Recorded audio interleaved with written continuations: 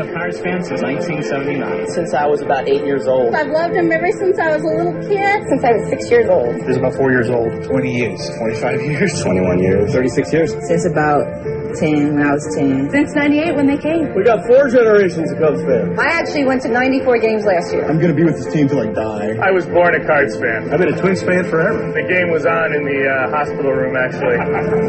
This is beyond loyalty. This is beyond baseball.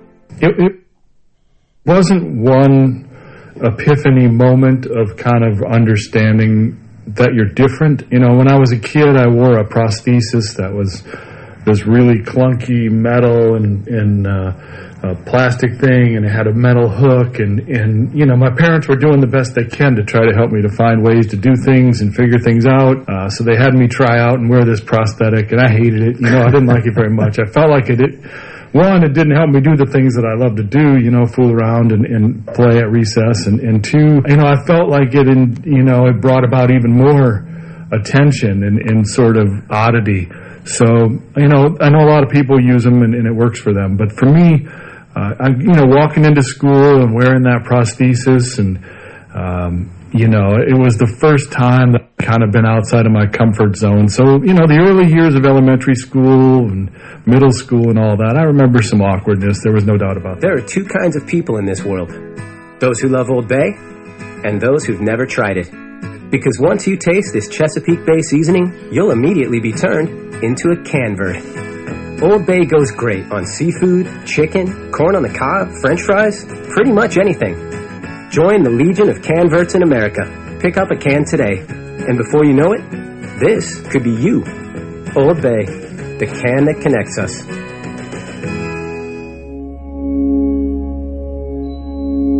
I couldn't play the game like everybody else played it.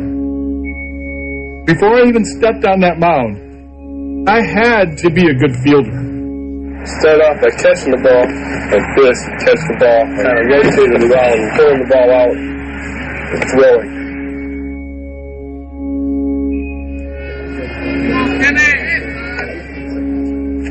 Wipe off the pitching rubber, fresh start, new beginning. Look in, get my sign. I put the glove in front of my body. I wanted to hide my grip. Worried about the third base coach, worried about the first base coach. The ball was always spinning in my hand until I got over my head. I reached back. My grip is set. Eyes still on the target. Right back to the mound. He goes to second for 1 out. Throws to first. Got him. Big play by Jim Abbott. The switch of that glove. How do you do that?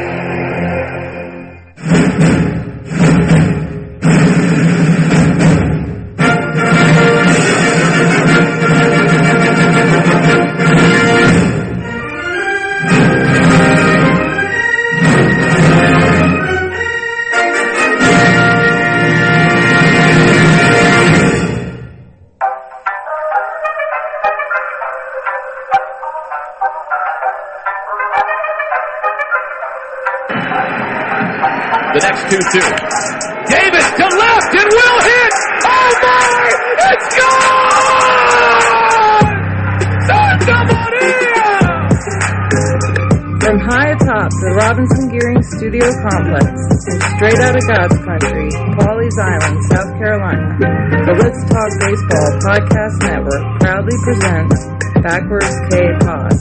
And now, here's the host of the show, Jake Robinson. I never move in slow-mo. Welcome to my dojo. Those other parts are so-so. I'm chill like bro, yo. Focus like a GoPro. Ripping up this promo. Check out the scoreboard. Preach, I'm going no. Going. Yo, it's gone. Your horn just stop. Cause Jake got strong and mighty. Undefeated, I mean it. Pull up the pots, pull it down and read it. Written, produced, directed, and mixed. Tongue on your lips and Ozzy Smith backflips. Pick a chip, any chip, get onto it. I got ridiculous pods without blood. tossing it. You sitting home crying like a girl while I spread the gospel around the world. Yo, the pods are written behind tracks that mixed in smooth with the groove to make ears will listen. Add a little gut and a rhythm to back it up. Another show to my name, now watch me stack them up. You think another white rap back, but this ain't no act jack. My hobbies around, some people trying to be black, but that about time I come out, call the show BKP and let me turn it out. Yo, name Chick the Snake, born in 71. Date, you know what time it is, I'm packing them guns. Show experience, I've been a witness to glory, and that's why I collect ball players and their stories. You heard? So, once again, back is the incredible, the pod animal Jake the Snake Robinson from the Let's Talk Baseball Podcast Network. I'm coming out of Pawleys Island, South Kakalaki. Half podcast machine, back in the Captain Kirk chair, shields down, photons up. Prepare to engage on this week's digital audio program that I call Backwards K-Pop, where we collect ball players and their stories. What's cracking, seamheads? What's juicy? Welcome back into the dojo for chapter 138 of the Grassroots Baseball Podcast spanning the globe. As we take a weekly look at the ball players, moments, stadiums, characters, and the pop culture references that have been woven and stitched into the fabric of American culture, and is now a worldwide phenomenon with the highest paid player athlete in any sport on the planet, and Japanese superstar Shohei Ohtani. It's your good brother, the Reverend Snake Robinson, opining the seams, preaching the gospel of baseball.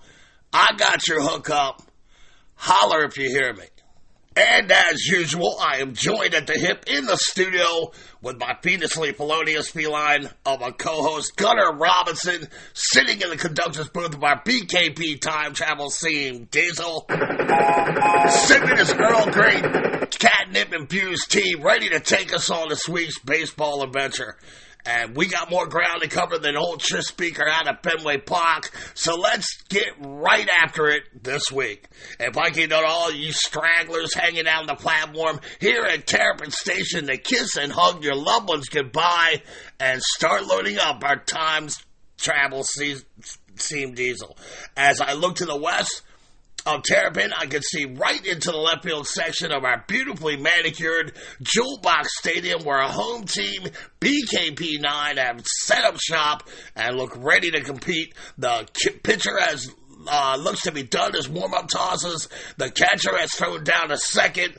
The infielder has thrown that ball around the diamond with a little snap and swagger, and the umpire has called play ball. And that's my cue, as usual, to get you freaks loaded up on our time travel JoJo, as I call all aboard.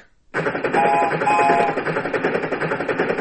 I'll have Gunnar set our time and destination for September 19th, 1967, Flint, Michigan, for the birth and albeit brief rise of one of the most inspirational ball players in the history of the game, Mr. Jim Abbott. So, hurry, step right up, get in where you fit in. You can sit in one of the expansive lounges or post up in one of our state-of-the-art private cars. Make yourself comfortable, take off your shoes, kick up your feet, open your kimonos, we don't judge. As Gunnar gets us to Flint 1967, creating anomalous wormhole portals, bending baseball space and time, let's talk a little bit about this week's topic, Mr. Jim Abbott. And the southpaw pitcher is probably the most celebrated athlete with a major disability of his era. Born with a deformed right arm, Abbott was already a national hero before signing a professional contract with the California Angels in 1988. As a sophomore pitching for the University of Michigan in 1987, he was named the best amateur athlete and the top amateur baseball player in the nation, and he became the first U.S.-born pitcher to beat the Cuban national team in Cuba in 25 years. As a junior, He won a gold member as a member of the 1988 U.S. Olympic team, crowning his achievement by beating Japan in the gold medal game of the Seoul Olympic Games in South Korea. And in his first season in professional baseball, he won a starting spot in a pennant contending Angels rotation without one inning of minor league seasoning, and established himself as one of the top flight southpaw prospects. Abbott's right arm, it ends about where his wrist should be. He doesn't have a right hand, just a loose flap of skin at the end of his underdeveloped arm. He was, however, a strapping 6'3" pounder in his prime, whose physique could serve as a model for your ideal baseball player.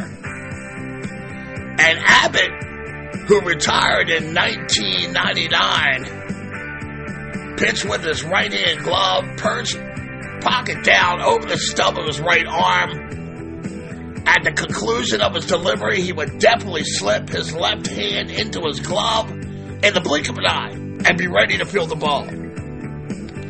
In the event of a ball being hit back to him, he would catch the ball, cradle the glove close to his chest in the crook of his right arm, and extract the ball with his left hand, ready to make the throw to the appropriate base. And observers would be flabbergasted at how smooth and seamless he could catch and throw the ball with one hand. He was an inspiration to the physically challenged, and although he never thought of himself as special, being born without a right arm, it was never an impediment to his success. In the 1970s and 80s, Abbott did what kids love to do, and that was play sports. He did so on the basketball, baseball, football fields, and backyards would be just fine too. His Flint roots remain embedded in Abbott, and he always praises a background filled with encouragement to gain athletic success and achievements. And here we are, folks, pulling up in Flint, Michigan, September 19th, 1967, for the birth of Jim Abbott to teenage parents Mike and Kathy Abbott. Now, having a child at such a young age was difficult enough, especially a child with a disability, but his parents were resolute in their desires to make their son's life as normal as possible. Mike Abbott sold cars and worked as a meat packer, and Kathy took courses at home while raising Jim.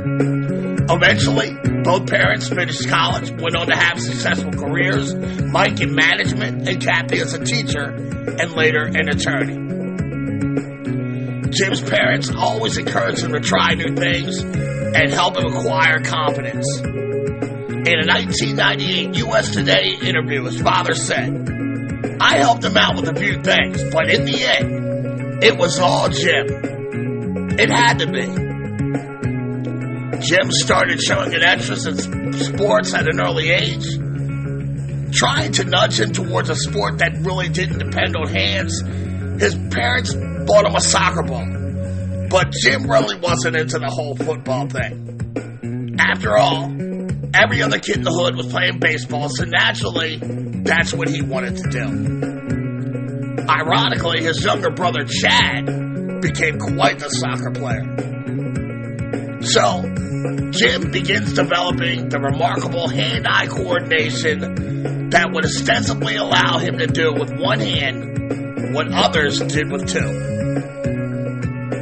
He spends hours throwing a rubber ball against a brick wall and catching it on the rebound. His father helped him develop the technique for handling his glove hand switch, which helped Jim perfect his abilities to throw and catch with the same hand. Over the years, he continues his drill, moving closer and closer to the wall to quicken his glove switch transition.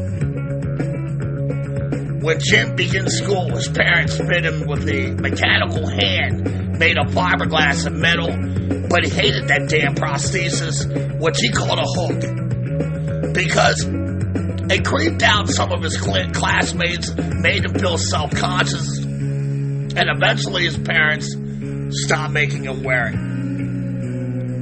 In 1978, at the age of 11, Jim joins a Little League team and throws a no-hitter in the first game he pitches. And despite his early success, most people just assumed that the competition would eventually pass him by. In fact, at every step from Little League on, he kept hearing that his playing days would probably end at his current level. But at each level, Abby proved his doubters wrong.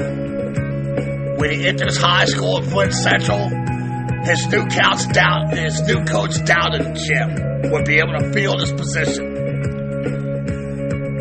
Not only does he prove the coach wrong, he also plays first base in the outfield when he isn't pitching.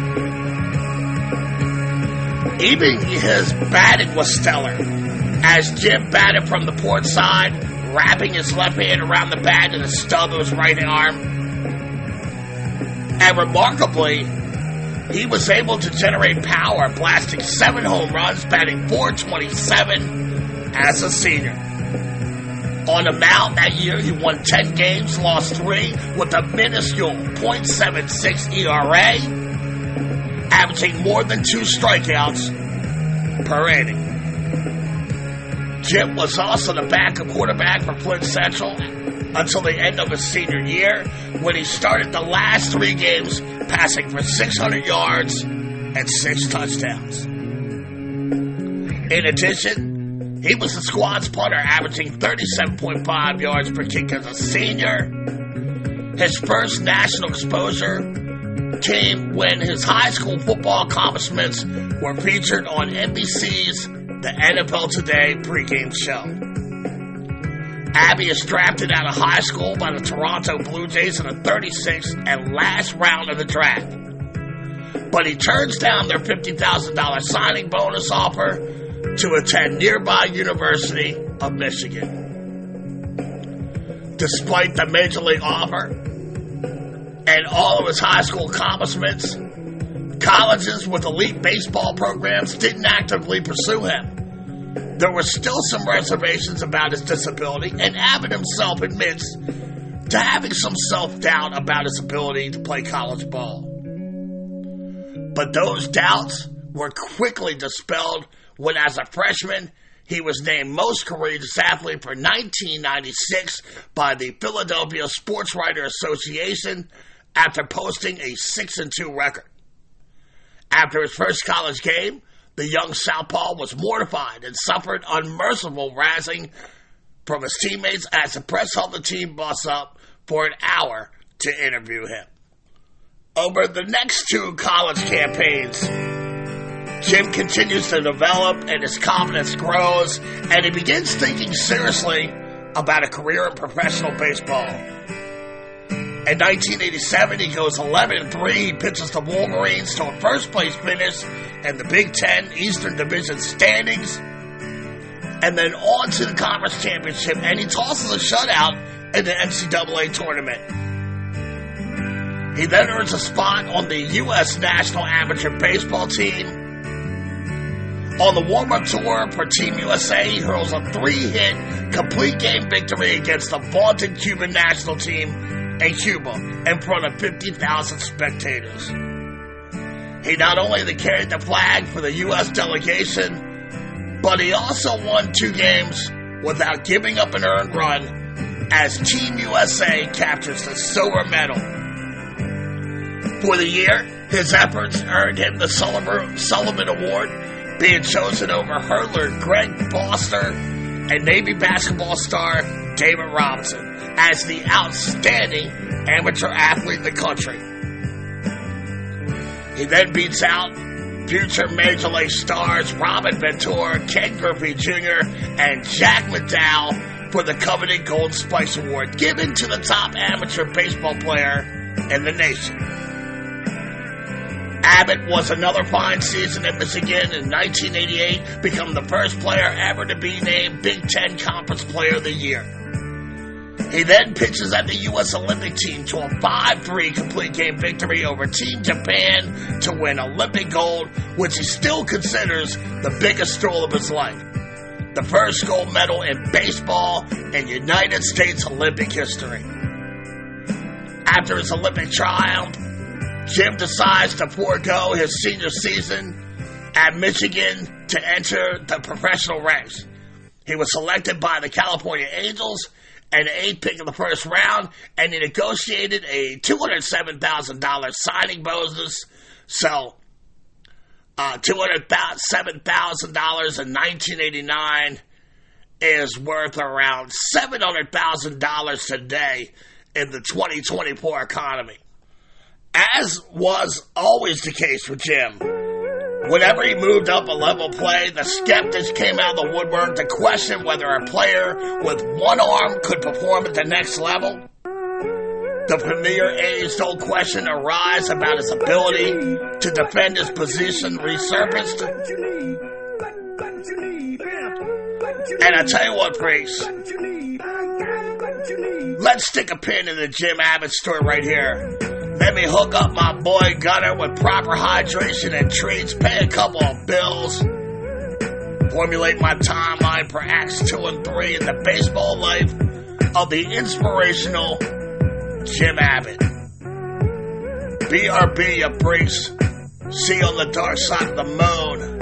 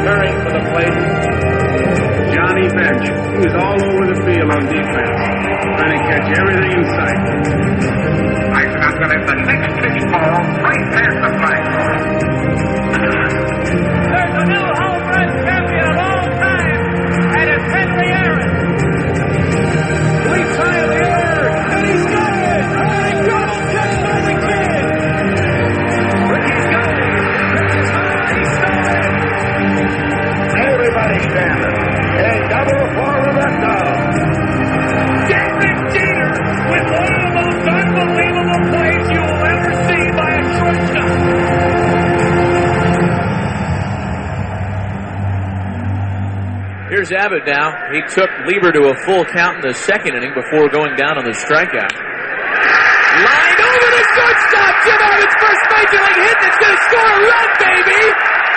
Jenkins to third. He's out at third base.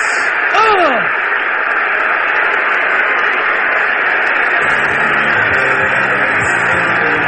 What a way to chime in with your first big league hit.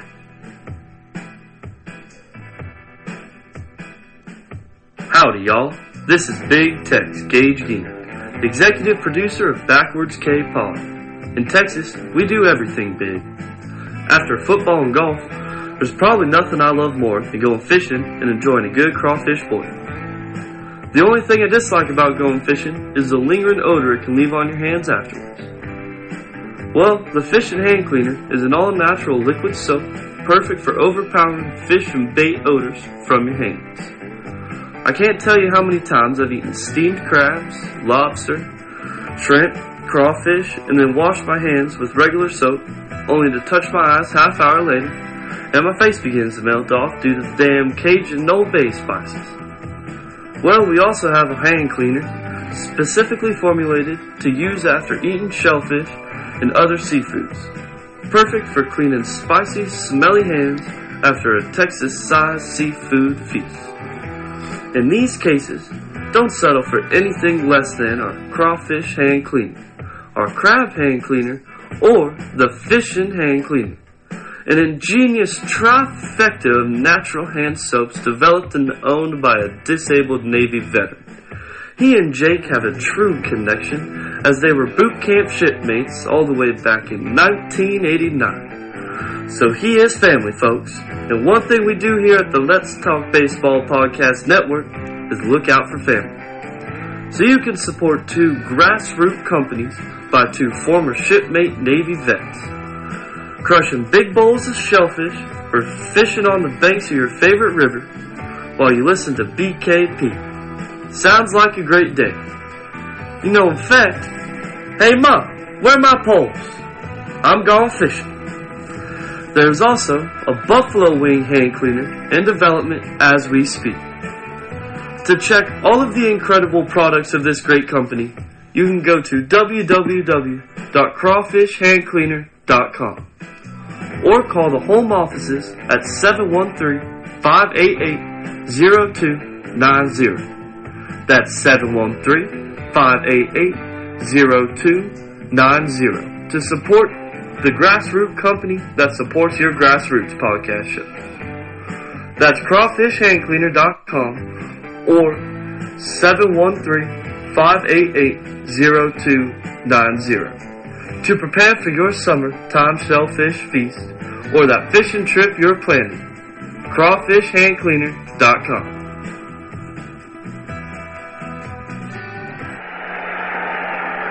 Indians have not had a man past first base. Baerga batting .318. And the ground ball is short. Velarde. He did it. He did it. No hitter for Jim Abbott. Jim Abbott throws a no-hitter and shuts out the Cleveland Indians 4-0. Mobbed by his teammates. A big hug from Matt Noakes. Jim Abbott has just no-hit the Cleveland Indians.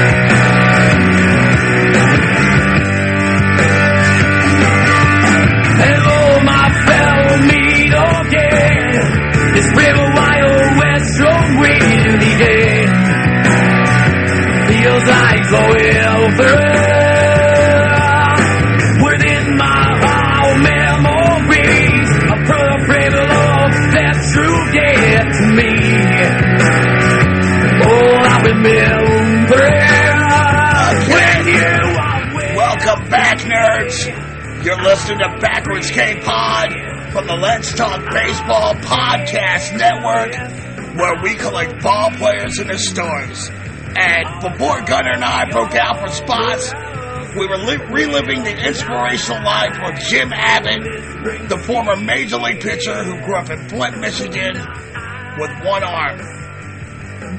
Armed with a 93-mile-per-hour fastball, his God-given natural ability was undeniable, but it was overlooked by a majority of scouts because of his one hand, leaving Abbott the eternal underdog whenever advancing levels to the top. His career was one that represents the other unquantifiable side of baseball. It was his heart, his determination, his passion that bridged the gap between expectations and reality. Abby's confidence in his own ability and sheer determination is what has always propelled him towards success.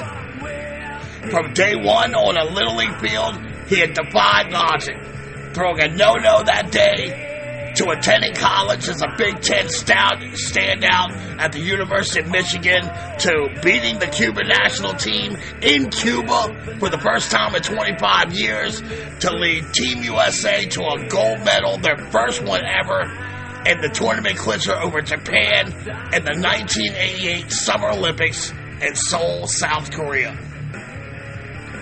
And when we left off, Abbott was foregoing his senior season for the Wolverines and entering the MLB amateur draft, where he's selected by the California Angels with the 8th pick overall.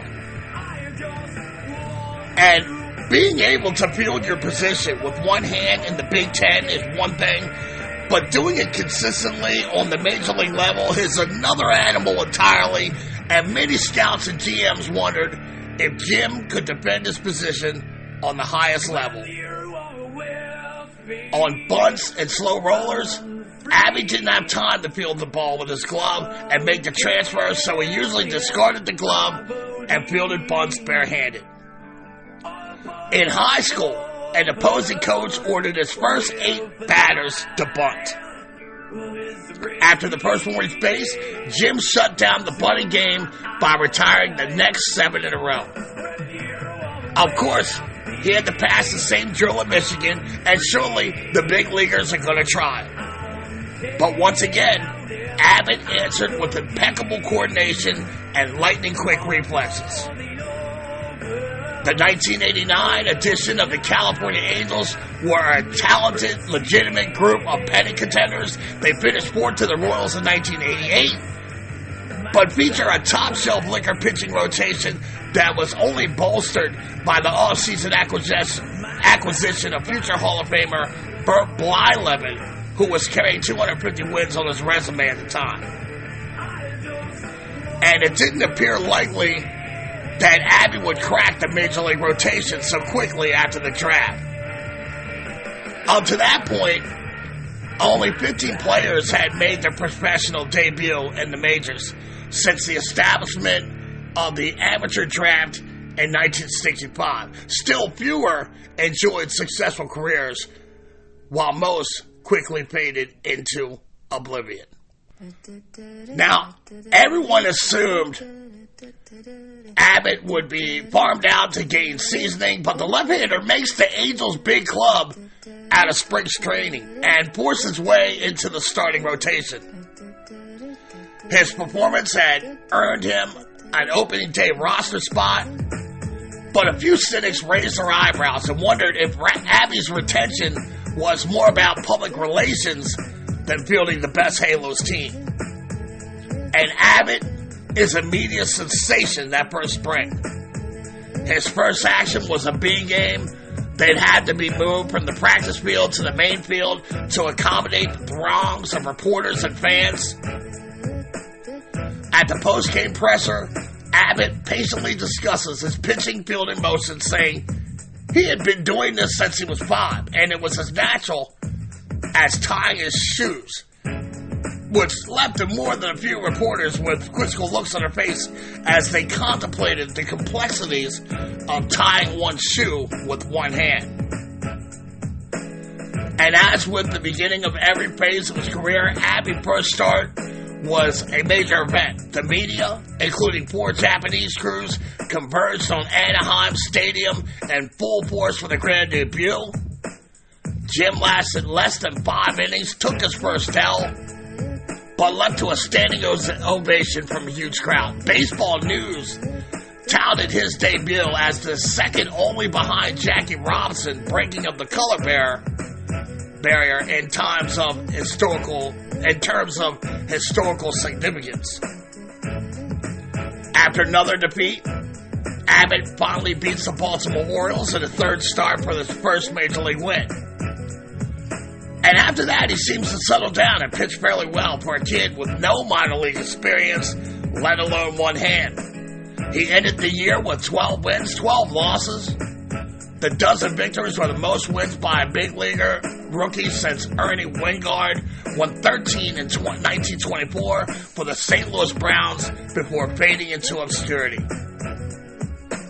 The Angels finished the 1989 season in 3rd place, and Abbott was voted the club's Rookie of the Year. He was also named the most inspirational player of the year by the Anaheim chapter of the Baseball Writers Association of America. Abbott's depth, media savvy, may have been his most impressive accomplishment. Handsome and articulate, he was interviewed countless times by major networks and publications. He turned down book offers and received tons of mail, including a personal telegram from Nolan Ryan before his first start. Hall of Famers Ernie Banks and Bobby Dorr asked him for autographs, and 363-game winner Warren Spahn called him his hero. Jim studied communications in college and was better prepared than most 21-year-old rookies handling the crush.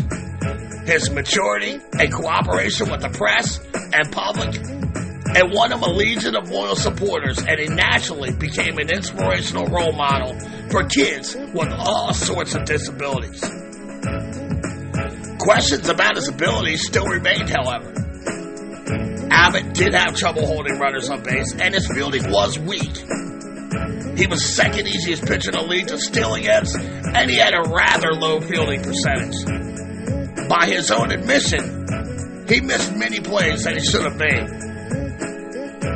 In 1990, Abbott suffers the sophomore jinx, compiling a 10-14 record, and he begins the 1991 season horrifically, suffering 4 straight losses to begin the season after a miserable spring training.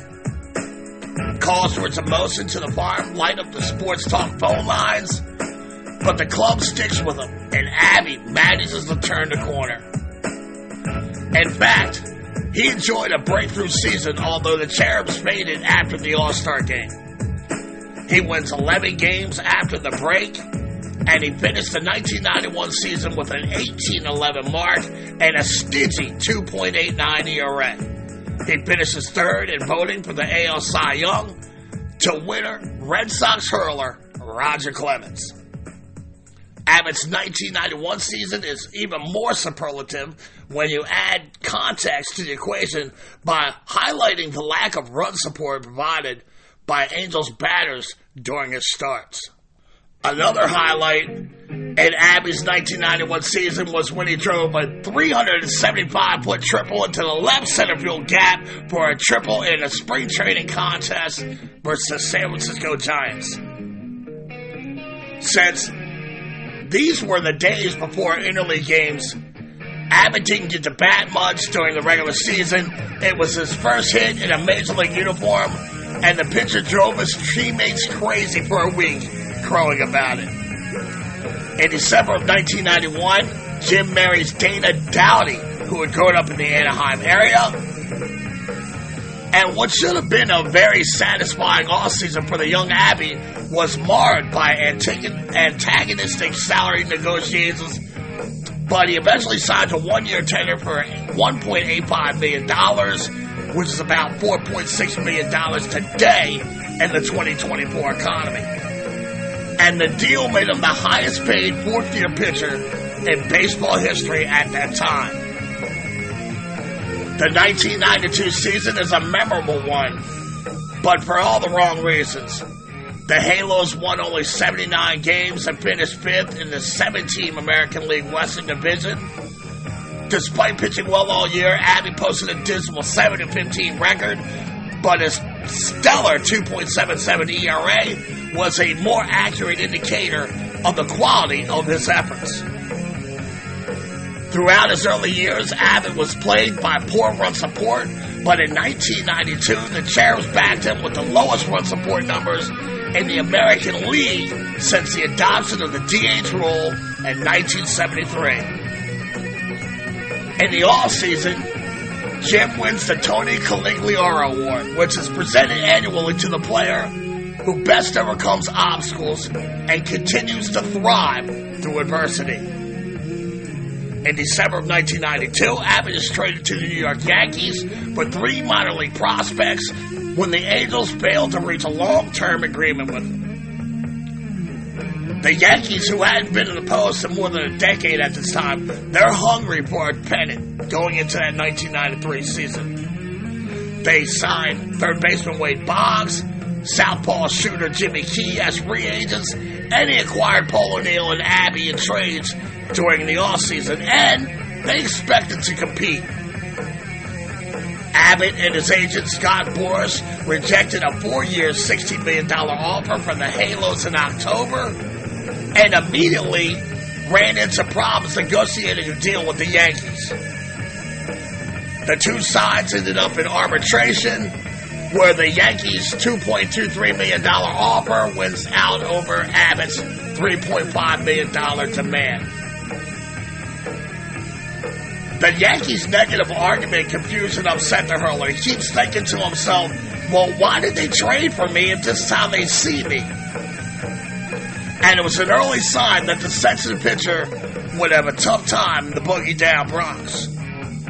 Nevertheless, Abbott tries to embrace the city and the team, but his entire tenure in New York was filled with frustration as his performance was mediocre.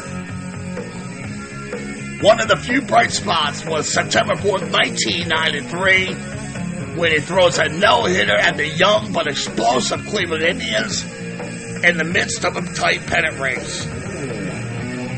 The no-no catapulted Abbott back into the spotlight once again, and it focused on the unique accomplishments of a baseball player performing exceptionally well and literally and figuratively shutting down the Tribe with one arm.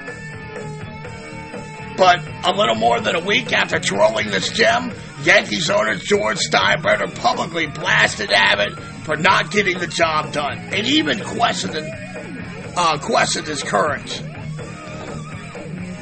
George's outburst with his team, and they're only a game and a half out of first place at the time, and in retrospect, it sunk the team, as it seemed to eliminate the heart of the club, and they limped home to a second-place finish, 7 games behind Toronto. Abbott finishes with an 11-14 record.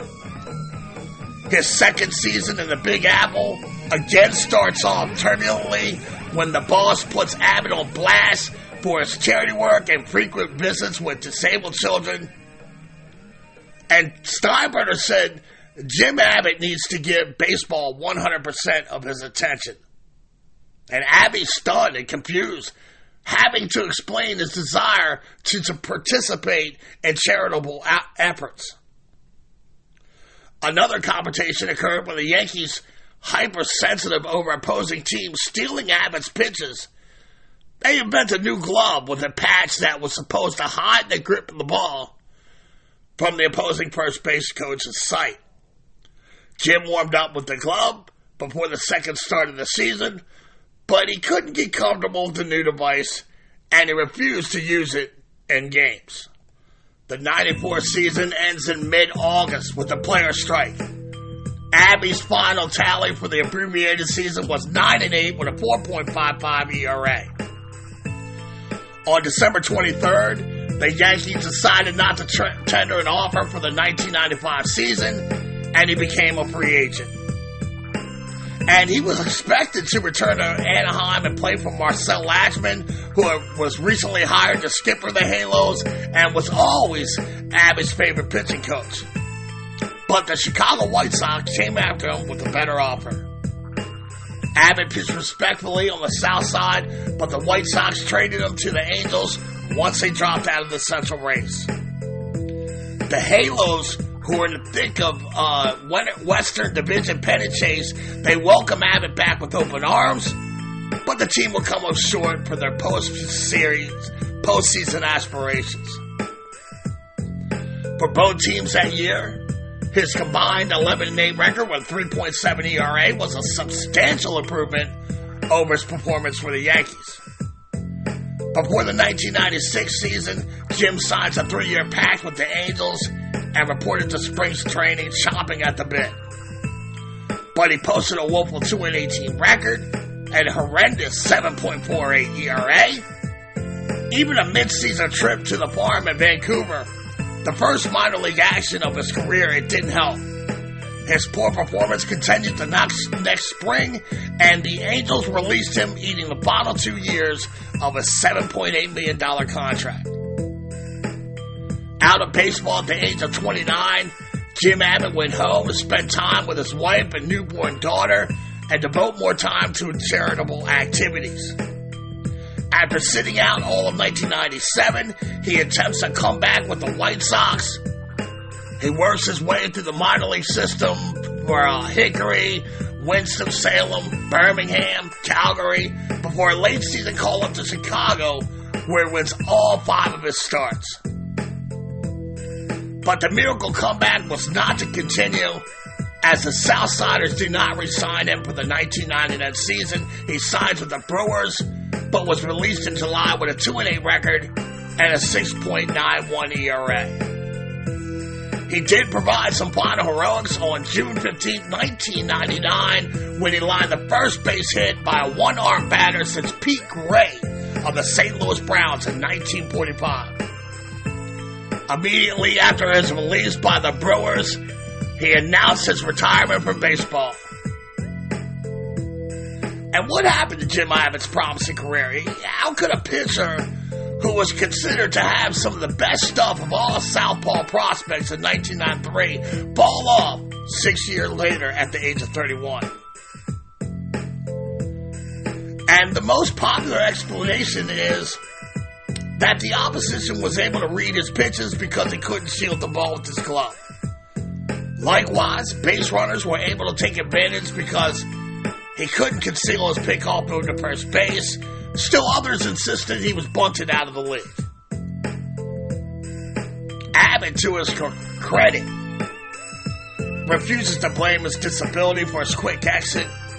He maintains that the problem was his fastball and started to lose velocity fairly early in his career. And it was too big of an adjustment for him to go from a power game to finesse. In his early years, the fastball topped out at 95 miles per hour, but by the end, it was maxing out between 85 and 90.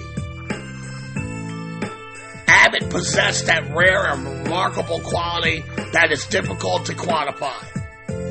He had panache, the it factor, the je ne sais quoi aspect to his game. That was the key to his success. The quality was his power, an element of his game that does not translate to numbers and figures.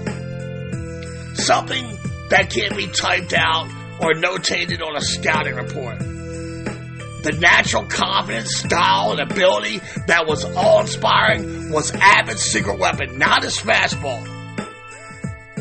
Those intrinsic qualities allowed Abbott to do what others deemed impossible. He was never the greatest player who ever lived, yet he had as much of an impact as any player who played the game, giving renewed hope to thousands with disabilities. He once estimated that he had at least one scheduled meeting with a disabled child in every road series of his career, finishing off his thought by proclaiming, "My experiences added up make me feel like I've had a Hall of Fame career."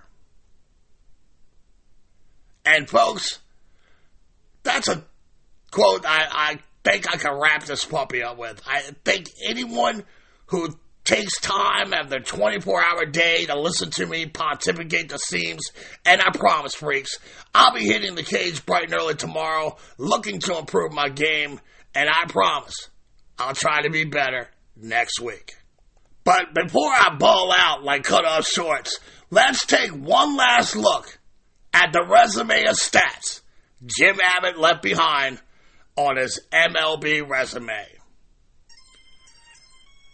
Let's see here. James Anthony Abbott, born September 9th, 1967 in Flint, Michigan. Went to high school at Central High in Flint. Went to the University of Michigan for 3 years. Drafted by the Toronto Blue Jays in the 36th round of the 1985 MLB Amateur Draft, and by the California Angels, the 8th pick overall in the 1988 MLB Amateur Draft. On April 8th, 1989, the 21-year-old Abbott becomes the 15,588th player to join the MLB fraternity when he makes his big league debut versus the Seattle Mariners, going 4 2/3 innings pitch, surrendering 6 hits, 3 runs, and the loss. 1988 Olympic gold medalist in baseball. 10-year Major League Baseball career with the Angels, Yankees, White Sox, and Brewers. 19.6 wins above replacement. 87 wins, 108 losses. 4.25 ERA, 263 games, 255 of those were starts. 31 complete games, 6 shutouts. 1,674 innings pitched.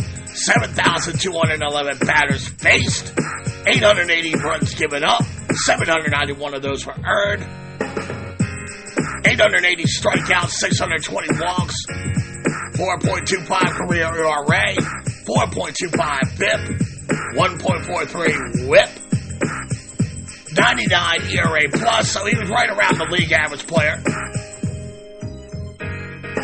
Opposing batters had a 276, 340, 399 slash against him.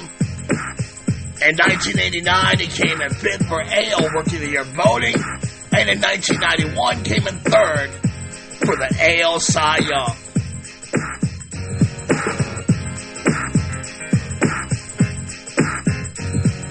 Ladies and gentlemen, boys and girls, seamen of all ages, this is the story of Jim Abbott.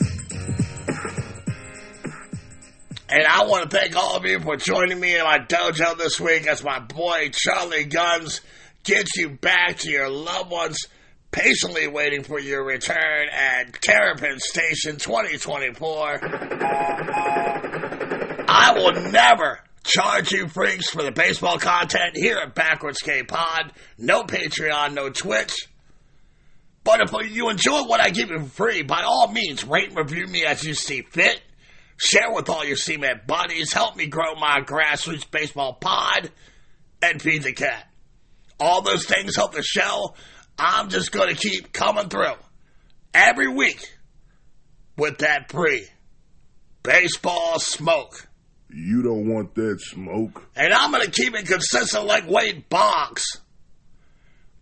As Gunner is racing up the track to get you nerds home, I can see the Jim Abbott story getting smaller and smaller in my rearview mirror with a big, beautiful backwards K next to it. So I turn my attention to I Never Say Die baseball hydra.